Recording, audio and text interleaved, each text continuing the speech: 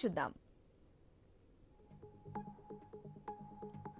అల్లూరి సీతారామరాజు జిల్లా పాడేరులో అంగన్వాడీలు చేపట్టిన రిలే నిరాహార దీక్షలు 3 రోజుకు చేరుకున్నాయి.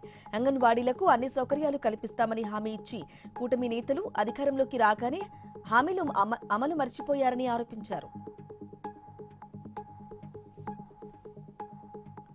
రంగారెడ్డి జిల్లా షాద్నగర్ నియోజకవర్గంలోని 6 మండలాల్లో బుధవారం ఇంటర్ పరీక్షలు ప్రారంభమయ్యాయి. నియోజకవర్గంలో మొత్తం 7 పరీక్షా కేంద్రాలు ఉండగా మొదటి రోజు 2527 మంది విద్యార్థులు పరీక్షకు హాజరయ్యారు.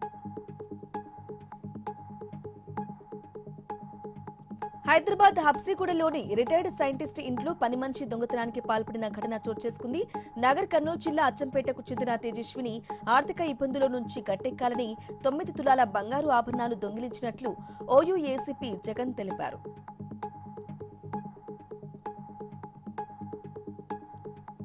జగిత్యాల జిల్లా స్తంభంపల్లిలో ట్రాక్టర్ బోల్తా పడి అవనూరి రమేష్ అనే వ్యక్తి మృతి చెందాడు. బాధిత కుటుంబానికి ట్రాక్టర్ ఓనర్ న్యాయం చేయాలంటూ రహదారిపై మృతదేహంతో ఆందోళన చేపట్టారు.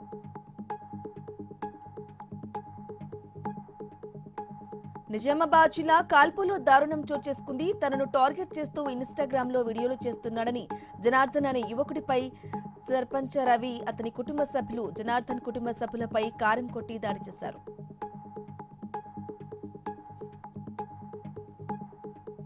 కాకినాడ జిల్లా జగంపేట జాతీయ రహదారిపై మూగజీవాలను అక్రమంగా తరలిస్తున్న వాహనంపై నుంచి ఒక మూగజీవం దూకేయడం జరిగింది. ఆ సంఘటనను స్థానికులు చూడటంతో ఆ మూగజీవానికి చికిత్స అందించి గండిపల్లి పోలీస్ స్టేషన్కు తరలించారు.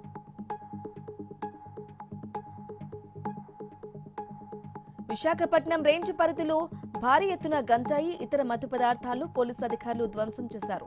అనకాపల్లి, అల్లూరి సీతారామరాజు జిల్లాల్లో పట్టుబడిన సుమారు 50,000 కేజీల గంజాయితో పాటు లిక్విడ్ గంజాయిలను ధ్వంసం చేశారు.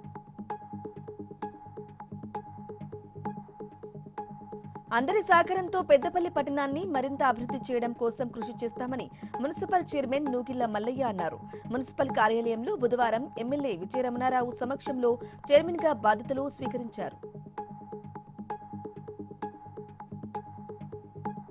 ఉద్యమకారులకు ఇంటి స్థలాలు, ఇందిరమ్మ ఇల్లు వెంటనే ఇవ్వాలని హైకోర్టు ఆదేశాలను ప్రభుత్వం అమలు చేయాలని తెలంగాణ ఉద్యమకారుల సంఘం జేఏసీ డిమాండ్ చేసింది. భద్రాద్రి కొత్తగూడెం జిల్లా చండుగొండ, అన్నపరెడ్డిపల్లి మండలాల ఉద్యమకారులు అత్యవసర సమావేశం నిర్వహించారు.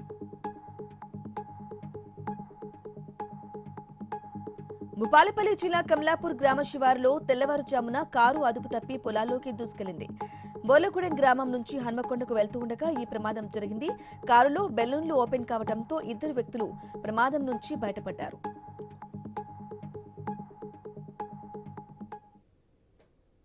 ఇవి అప్డేట్స్ కి వాచింగ్ ఐ న్యూస్. మీతోని మీ వెంటే.